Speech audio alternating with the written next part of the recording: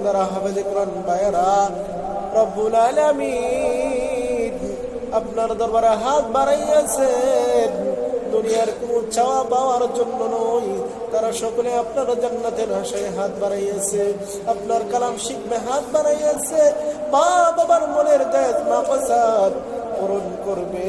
সেই আশা নিয়ে হাত বাড়াইয়াছেন। আজকে যার হাত আপনার কাছে কবুল হয়, পছন্দ হয়, তার হাতকে ওসিলাই বানাইয়া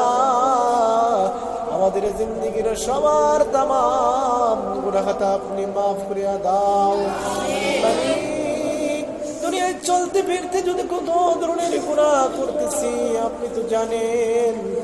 আমাদের জানা অজানা, ইচ্ছা অনিচ্ছা, শিরিক বেদাত, কুফরে, প্রকাশ্যে আলোতে, অন্ধকারে, হাতের দ্বারা, পায়ের দ্বারা, চোখের দ্বারা, শরীরের প্রত্যেকটা অঙ্গ প্রত্যঙ্গের দ্বারা যত ধরনের গুনাহ হইয়াছে জানিয়া বুঝিয়া, ইয়া রব্বুল আলামিন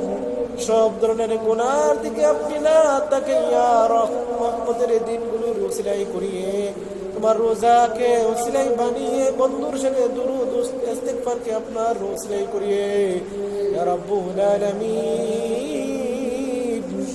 আজকে আমাদের সবার হাতকে আপনি কবুল আর মঞ্জুর করে নিন।